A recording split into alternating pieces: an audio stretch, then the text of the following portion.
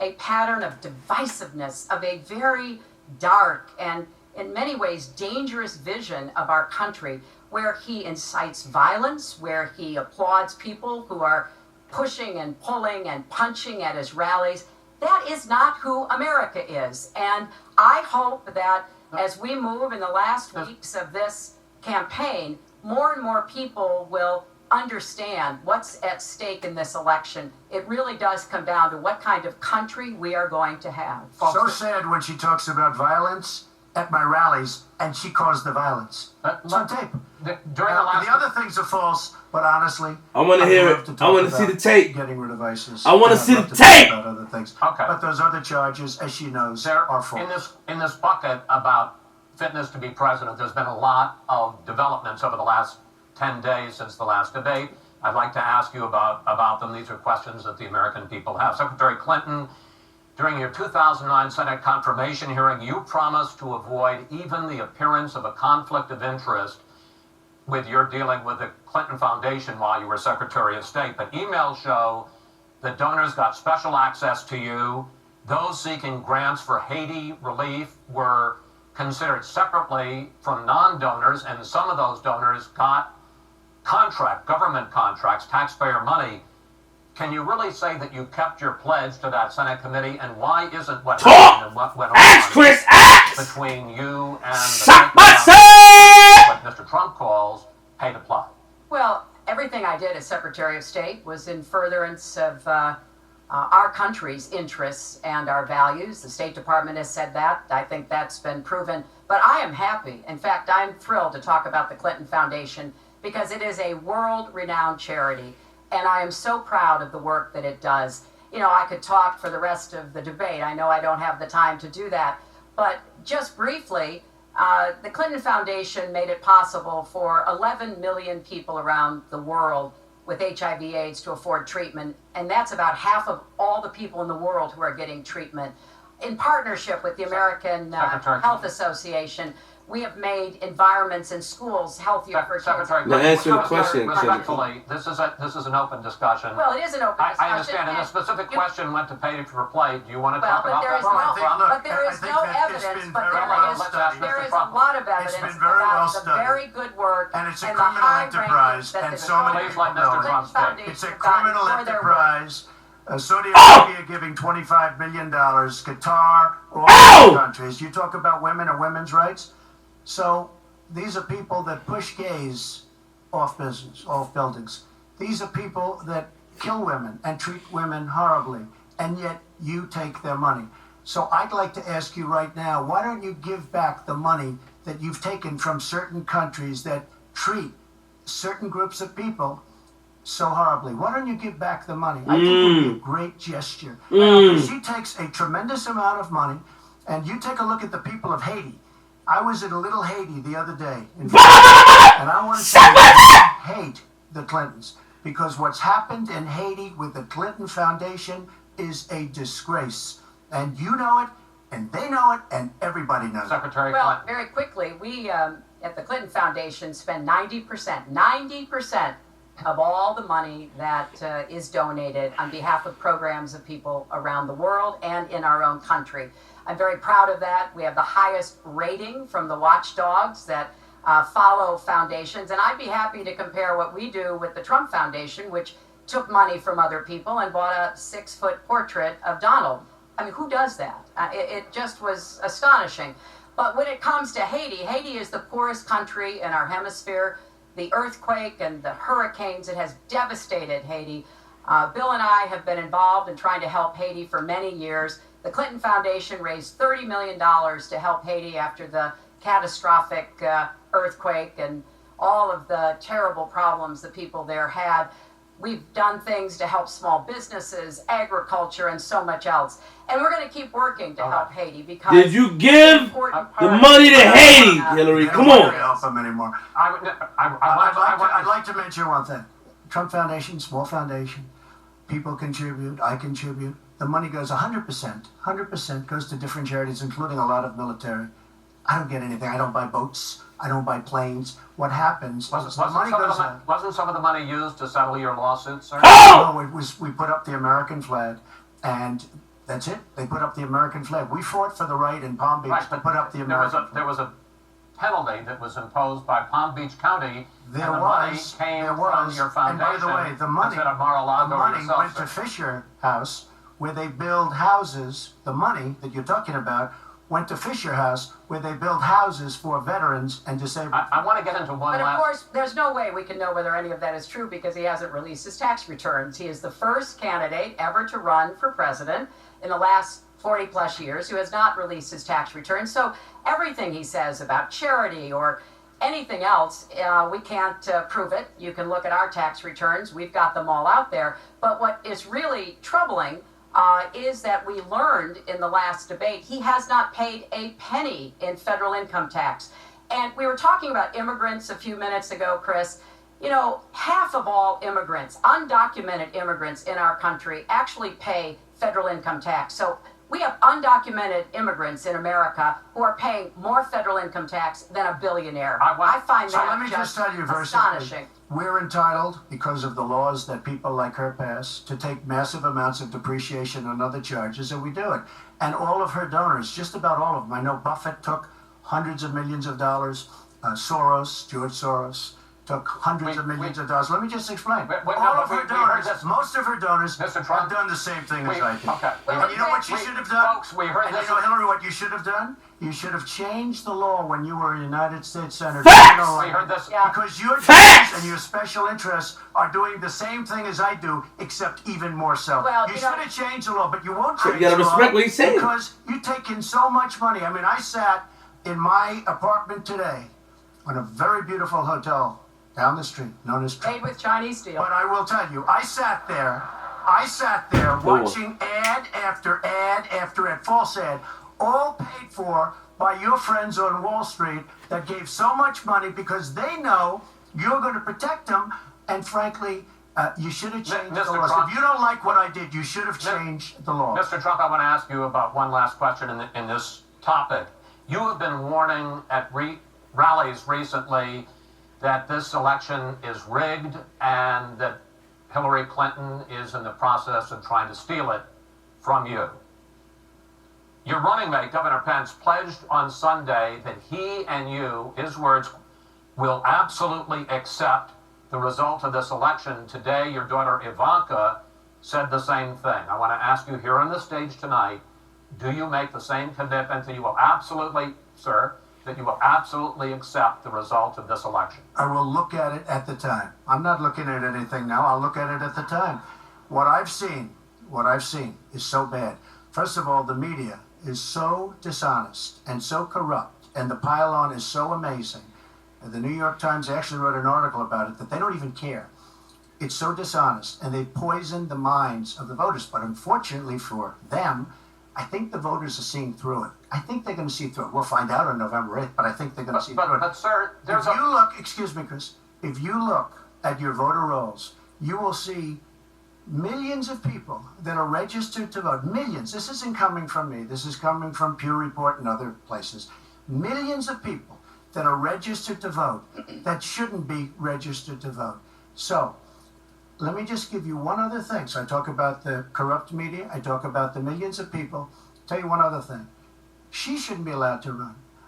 She's guilty of a very, very serious crime. She should not be allowed to run. And just in that respect, I say it's rigged. Because she should never have been allowed to run for the presidency based on what she did with emails and so many other things. But, sir, there is a tradition in this country. In fact, one of the prides of this country is the peaceful transition of power, and that no matter how hard fought a campaign is, that at the end of the campaign, that the loser concedes to the winner. Not saying that you're necessarily going to be the loser or the winner, but that the loser concedes to the winner, and that the country comes together in part for the good of the country. Are you saying you're not prepared now to commit to that principle? What I'm saying is that I will tell you at the time. I'll keep you in suspense. Well, okay? Chris, let me respond to that because that's horrifying.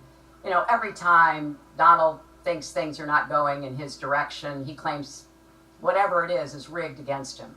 The FBI conducted a year-long investigation into my emails. They concluded there was no case. He said the FBI was rigged. He lost the Iowa caucus. He lost the Wisconsin primary. He said the Republican primary was rigged against him. Then Trump University gets sued for fraud and racketeering. He claims the court system and the federal judge is rigged against him. There was even a time when he didn't get an Emmy for his TV program 3 years in a row, and he started tweeting that the Emmys were rigged against him. Should have gotten it. This is a mindset. This is how Donald thinks. And it's funny, but it's also really troubling. Okay. No, that is not the way. It should have got an Emmy though. Works. That show was fire. 240 years. Show was fire. We've had free and fair elections. We've accepted the outcomes when we may not have liked them. And that is what must be expected of anyone standing on a debate stage during a general election. You know, President Obama said the other day, when you're whining before the game is even finished, it just shows you're not up to doing the job. Let's be clear about what he is saying and what that means. He's denigrating, he's talking down our democracy. And I, for one, am appalled that somebody who is the nominee of one of our two major parties would take that kind of position. I think what the FBI did and what the Department of Justice did, including meeting with her husband, the Attorney General, in the back of an airplane on the tarmac in Arizona, I think it's disgraceful. I think it's a disgrace. All right. I think we've never had a situation so bad. Hold on, folks. This doesn't do any good for anyone. Let's please continue the debate and let's move on to the subject of foreign hotspots. The Iraqi offensive to take back Mosul has begun. If they are successful in pushing ISIS out of that city and out of all of Iraq, the question then becomes, what happens the day after? And that's something that whoever of you ends up as president is going to have to confront. Will you put U.S. troops into that vacuum to make sure that ISIS doesn't come back or isn't replaced by something even worse? Secretary Clinton, you go first in this segment. You have 2 minutes. Well, I am encouraged that there is an effort led by the Iraqi army, supported by Kurdish forces, and also given the help and advice from the number of special forces and other Americans on the ground. But I will not support putting American soldiers into Iraq as an occupying force. I don't think that is in our interest, and I don't think that would be smart to do. In fact, Chris, I think that would be a big red flag waving for ISIS to reconstitute itself. The goal here is to take back Mosul. It's going to be a hard fight. I've got no illusions about that. And then continue to press into Syria to begin to take back and move on Raqqa, which is the ISIS headquarters. I am hopeful that the hard work that American military advisors have done will pay off, and that we will see a really successful military operation. But we know we've got lots of work to do. Syria will remain a hotbed of terrorism as long as the civil war, aided and abetted by the Iranians and the Russians, continue. So I have said, look, we need to keep our eye on ISIS. That's why I want to have an intelligence surge that protects us here at home, why we have to go after them from the air, on the ground, online, why we have to make sure here at home we don't let terrorists buy weapons. If you're too dangerous to fly, you're too dangerous to buy a gun. And I'm going to continue to push for a no-fly zone and safe havens within Syria, not only to help protect the Syrians and prevent the constant outflow of refugees, but to frankly gain some leverage on both the Syrian government and the Russians, so that perhaps we can have the kind of serious negotiation necessary to bring the conflict to an end and go forward on a political track. Mr. Trump, same question. If we are able to push ISIS out of Mosul and out of Iraq, would you be willing to put U.S. troops in there to prevent their return or something else? Let me tell you, Mosul's so sad. We had Mosul. But when she left, when she took everybody out, we lost Mosul. Now we're fighting again to get Mosul. The problem with Mosul, and what they wanted to do, is they wanted to get the leaders of ISIS, who they felt were in Mosul. About 3 months ago, I started reading that they want to get the leaders, and they're going to attack Mosul. Whatever happened to the element of surprise? Okay? we announced we're going after Mosul. I've been reading about going after Mosul now for about, how long is it, Hillary? 3 months? These people have all left.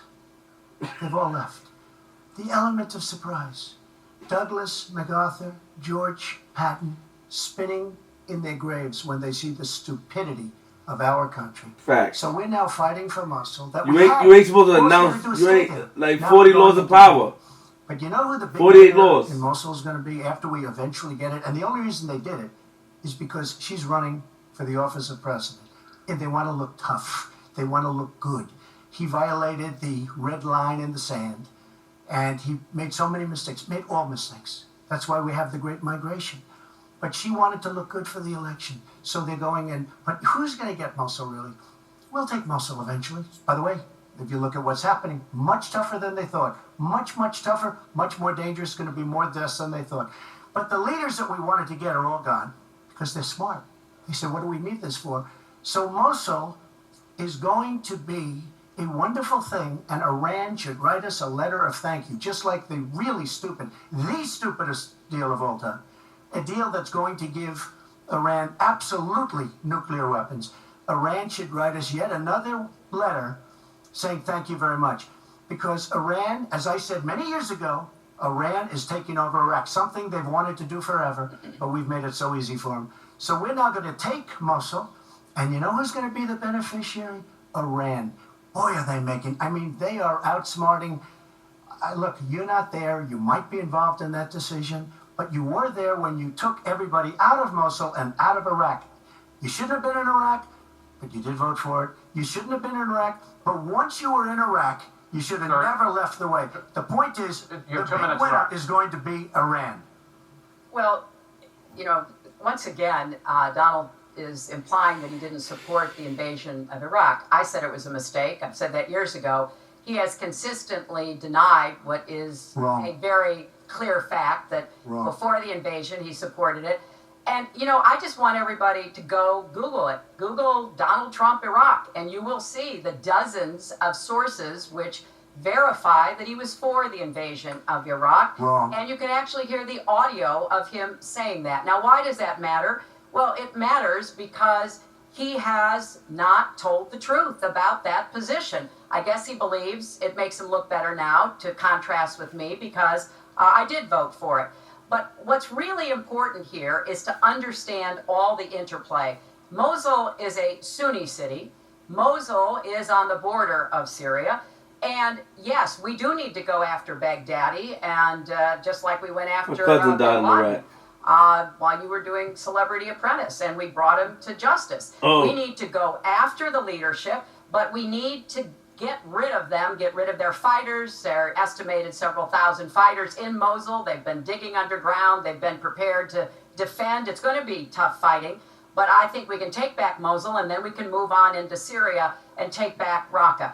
This is what we have to do. I'm just amazed that he seems to think that the Iraqi government and our allies and everybody else launched the attack on Mosul to help me in this election. But that's how Donald thinks, you know. He always is looking for some Because we don't gain anything. He has all the Iran is taking over Iraq. Secretary Clinton. Iran is taking over Iraq. We don't gain Secretary Clinton. We gotta fight! Wait. Secretary Clinton, it's an open discussion. Secretary, they did it by surprise. Please let Mr. Trump speak. They didn't do it by surprise, though. I mean, he has a You're point. the one that's unfit. You know, WikiLeaks just actually came out. John Podesta said some horrible things about you, and boy, was he right. He said some beauties. And you know, Bernie Sanders, he said you have bad judgment. You do. And if you think that going into Mosul, after we let the world know we're going in, and all of the people that we really wanted, the leaders, they're all gone. If you think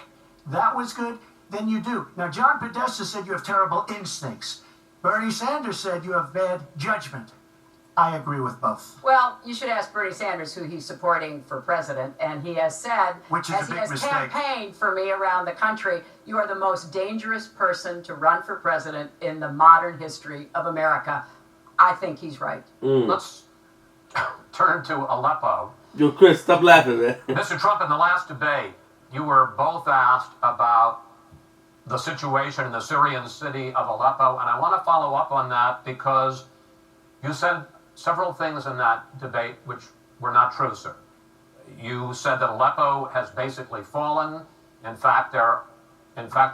It's a catastrophe. It is a catastrophe. But there are a quarter. Have you seen it? Have you seen it? Sir, have you seen what's happened sir, to Aleppo? If I may finish my question. Okay, so it hasn't fallen. Take a look at it. Well, there are 250,000 people still living there and being slaughtered. That's right. You also and they are being slaughtered yes. because of bad decisions. If I may just finish here. And you also said that that Syria and Russia are busy fighting ISIS. In fact, they have been the ones who've been bombing and shelling eastern Aleppo, and they just announced a humanitarian pause, in effect admitting that they have been bombing and shelling Aleppo. Would you like to clear that up, sir? Well, Aleppo is a disaster. It's a humanitarian nightmare, but it has fallen from any standpoint. I mean, what do you need, a signed document? Take a look at Aleppo. It is so sad when you see what's happened. And a lot of this is because of Hillary Clinton. Because what's happened is by fighting Assad, who turned out to be a lot tougher than she thought, and now she's going to say, oh, he loves Assad. He's just much tougher and much smarter than her and Obama. And everyone thought he was gone 2 years ago, 3 years ago. He aligned with Russia. He now also aligned with Iran, who we made very powerful. We gave them $150 billion back. We give them $1.7 billion in cash. I mean cash, bundles of cash as big as this stage. We gave them $1.7 billion. Now, they have aligned. He has aligned with Russia and with Iran. They don't want ISIS, but they have other things because we're backing rebels. We don't know who the rebels are. We're giving them lots of money, lots of everything. We don't know who the rebels are. And when and if, and it's not going to happen because you have Russia and you have Iran now, but if they ever did overthrow Assad, you might end up with as bad as Assad is, and he's a bad guy. But you may very well end up with worse than Assad. If she did nothing, we'd be in much better shape. And this is what's caused the Great Migration, where she's taken in tens of thousands of Syrian refugees who probably, in many cases, not probably, who are definitely, in many cases, ISIS-aligned. And we now have them in our country. And wait till you see this is going to be the great Trojan horse. And wait till you see what happens in the coming years. Lots of luck, Hillary. Thanks a lot for doing a great job. Secretary Clinton, you have talked about, and in the last debate and again today, that you would impose a no-fly zone to try to protect the people of Aleppo and to stop the killing there. President Obama has refused to do that because he fears it's going to draw us closer or deeper into the conflict. And General Joseph Dunford, the chairman of the Joint Chiefs of Staff, says, you impose a no-fly zone, chances are you're going to get into a war, his words, with Syria and Russia. So the question I have is, if you impose a no-fly zone, first of all, how do you respond to their concerns? Secondly, if you impose a no-fly zone and a Russian plane violates that, does President Clinton shoot that plane down? Well, Chris, first of all, I think a no-fly zone could save lives and could hasten the end of the conflict. I am well aware of the really legitimate concerns that you have expressed from both the president and the general.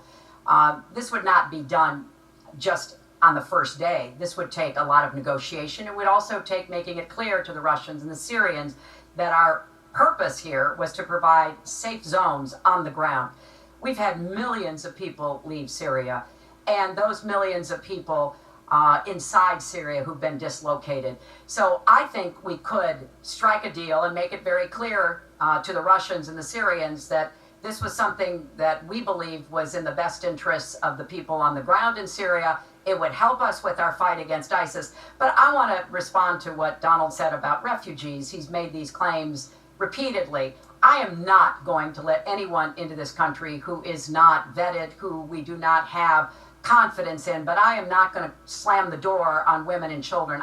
That picture of that little 4-year-old boy in Aleppo with the blood coming down his face while he sat in an ambulance is haunting. And so we are going to do very careful, thorough vetting.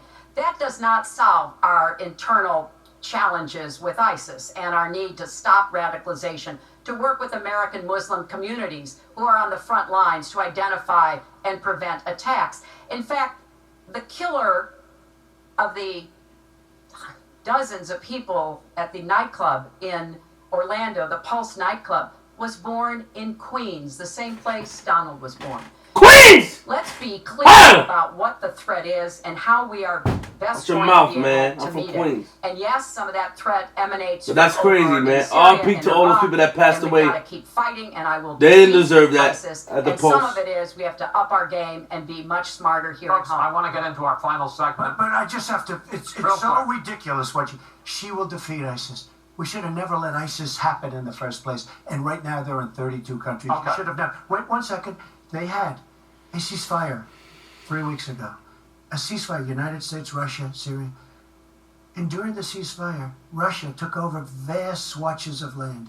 And then they said, we don't want the ceasefire anymore. We are so outplayed on missiles, on ceasefires. They are outplayed. Now, she wasn't there. I assume she had nothing to do with it. But our country is so outplayed by Putin and Assad and by the way, and by Iran. Nobody can believe how stupid our leadership is. Mr. Trump, Secretary Clinton, no, we need to move on to our final segment, and that is the national debt, which has not been discussed until tonight. Our national debt as a share of the economy, our GDP, is now 77%. That's the highest since just after World War II. But the nonpartisan Committee for a Responsible Federal Budget says, Secretary Clinton, under your plan, debt would rise to 86% of GDP over the next 10 years. Mr. Trump, under your plan, they say it would rise to 105% of GDP over the next 10 years. Question is, why are both of you ignoring this problem? Mr. Trump, you go first. Well, I say they're wrong because I'm going to create tremendous jobs. And we're bringing GDP from really 1%, which is what it is now. And if she got in, it'll be less than zero. But we're bringing it from 1% up to 4%. And I actually think we can go higher than 4%. I think you can go to 5 or 6%. And if we do, you don't have to bother asking your question because we have a tremendous machine. We will have created a tremendous economic machine once again. To do that, we're taking back jobs. We're not going to let our companies be raided by other countries where we lose all our jobs. We don't make our product anymore. It's very sad. But I'm going to create the kind of a country that we were from the standpoint of industry. We used to be there. We've given it up. Question, because we have a tremendous machine. We will have created a tremendous economic machine once again. To do that, we're taking back jobs. We're not going to let our companies be raided by other countries where we lose all our jobs. We don't make our product anymore. It's very sad. But I'm going to create the kind of a country that we were from the standpoint of industry. We used to be there. We've given it up. We've become very, very sloppy. We've had people that are political hacks making the biggest deals in the world, bigger than companies. You take these big companies, these trade deals are far bigger than these companies. And yet we don't use our great leaders, many of whom back me and many of whom back Hillary, I must say. But we don't use those people. Those are the people, these are the greatest negotiators in the world. We are the greatest business people in the world.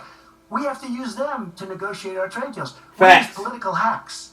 We use people that get the position because they made a campaign contribution. And they're dealing with China and people that are very much smarter than they are. So we have to use our great people. But with that being said, we will create an economic machine, the likes of which we haven't seen in many decades. Okay. And people, Chris, will again go back to work and they'll make a lot of money and we'll have companies that will grow and expand and start from new. Secretary Clinton. Well, first, when I hear Donald talk like that and know that his slogan is "Make America Great Again," I wonder when he thought America was great. And before he rushes and says, you know, before you and President Obama were there, I think it's important to recognize that he has been criticizing our government for decades. You know, back in 1987, he took out a $100,000 ad in the New York Times during the time when President Reagan was president and basically said exactly what he just said now, that we were the laughing stock of the world. He was criticizing President Reagan. This is the way Donald thinks about himself, puts himself into the middle and says, I alone can fix it, as he said on the convention stage. But if you look at the debt, which is the issue you asked about, Chris, I pay for everything I'm proposing. I do not add a penny to the national debt. I take that very seriously because I do think it's one of the issues we've got to come to grips with. So when I talk about how we're going to pay for education, how we're going to invest in infrastructure, how we're going to get the cost of prescription drugs down, and a lot of the other issues that people talk to me about all the time, I've made it very clear we are going where the money is. We are going to ask the wealthy and corporations to pay their fair share. And there is no evidence whatsoever that that will slow down or diminish our growth. In fact, I think just the opposite. We'll have what economists call middle-out growth. Okay. We've got to get back to rebuilding the middle class, the families of America. That's where growth will come from. That's why I want to invest in you. I want to invest in your family. And I think that's the smartest way to grow the economy, to make the economy fairer. And we just have a big disagreement about this. It may be because of our experiences. He started off with his dad as a millionaire. I started off with my dad as a small businessman. We've heard this before. I think it's, it's a difference that affects how we see the world and what we want to do. I'm talking about his father, man. I'm talking about niggas' parents. Thank you, Hillary. Could I just respond? Well, no. Because sir, I did we're disagree running out of with time. Ronald Reagan very strongly on trade. I disagreed with him. We should have been much tougher on trade even then. I've been waiting for years. Nobody does it right. And frankly, now we're going to do it right. All right. The one last area I want to get into with you in this debate is the fact that the biggest driver of our debt is entitlements, which is 60% of all federal spending. Now, the Committee for Responsible Federal Budget has looked at both of your plans, and they say neither of you has a serious plan that is going to solve the fact that Medicare is going to run out of money in the 2020s, Social Security is going to run out of money in the 2030s, and at that time, recipients are going to take huge cuts in their benefits. So, in effect, the final question I want to ask you in this regard is, and let me start with you, Mr. Trump, would President Trump make a deal to save Medicare and Social Security that included both tax increases and benefit cuts, in effect, a grand bargain on entitlements? I'm cutting taxes. We're going to grow the economy. It's going to grow at a record rate. But that's not going to help with entitlements. It's going to totally help you. And one thing we have to do, Come on, Trump. Answer the question, man. replace the disaster known as Obamacare. It's destroying our country. It's destroying our businesses, our small businesses, and our big businesses. We have to repeal and replace Obamacare. You take a look at the kind of numbers that will cost us in the year 17. It is a disaster. If we don't repeal and replace, now it's probably going to die of its own weight, but Obamacare has to go. The premiums are going up 60, 70, 80%. Next year, they're going to go up over 100%. And I'm really glad that the premiums have started. At least the people see what's happening, because she wants to keep Obamacare and she wants to make it even worse. And it can't get any worse. Bad health care at the most expensive price. We have to repeal and replace Obamacare. And Secretary Clinton, same question, because at this point, Social Security and Medicare are going to run out, the trust funds are going to run out of money. Will you, as president, will you consider a grand bargain, a deal that includes both tax increases and benefit cuts to try to save both programs? Well, Chris, I am on record as saying that we need to put more money into the Social Security Trust Fund. That's part of my commitment to raise taxes on the wealthy. My Social Security payroll contribution will go up, as will Donald's, assuming he can't figure out how to get out of it. But what we want to do is to replenish the Social Security Trust Fund by making sure that we have sufficient resources. And that will come from either raising the cap and or finding other ways to get more money into it. I will not cut benefits. I want to enhance benefits for low-income workers and for women who have been disadvantaged by the current Social Security system.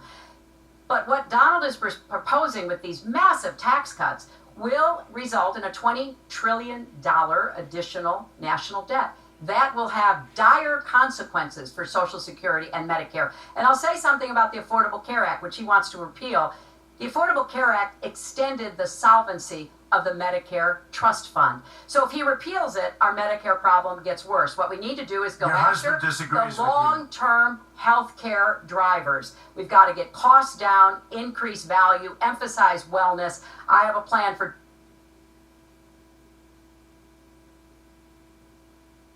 That's it?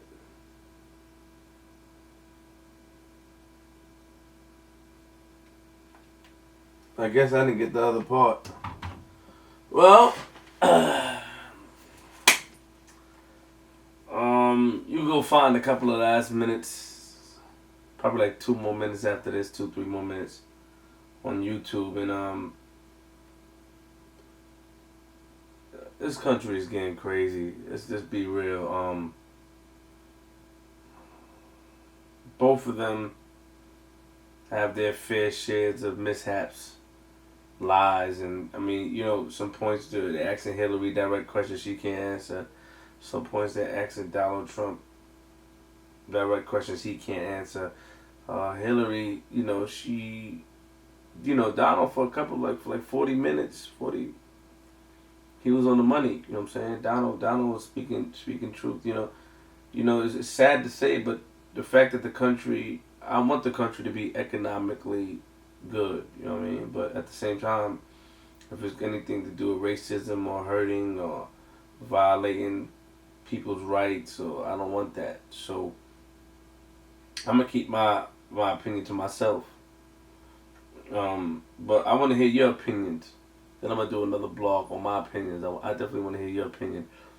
Of you know, I don't share who I'm voting for, but I will say that I think Donald Trump did good on this one. Did much better.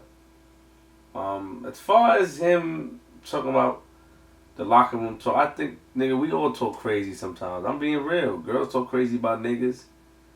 Niggas talk crazy about bitches. This is how we talk. You know what I'm saying? I don't think that he meant, if he did it, he's wrong. Nigga, that's sexual assault. I don't think that. Even with the Hillary and the emails, you know, like,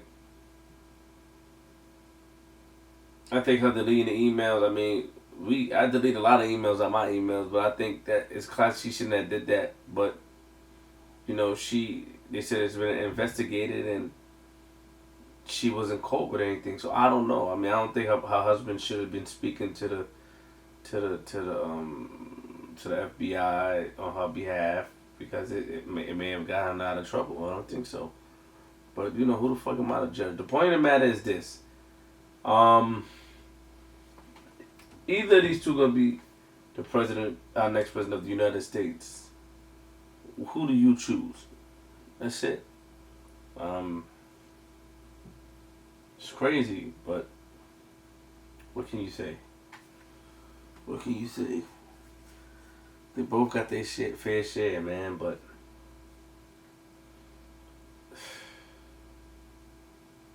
I don't know, man. Like, I don't know. November 8th, we'll see. You know, Donald Trump bring up some great points, man.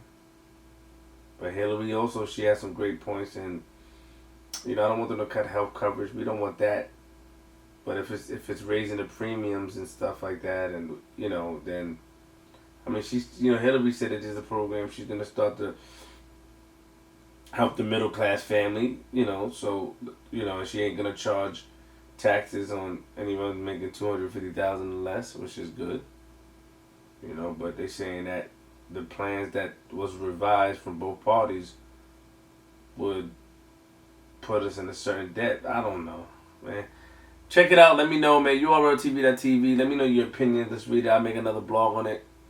I want to read your comments and, you know, see what my fans say. I'm from Queens.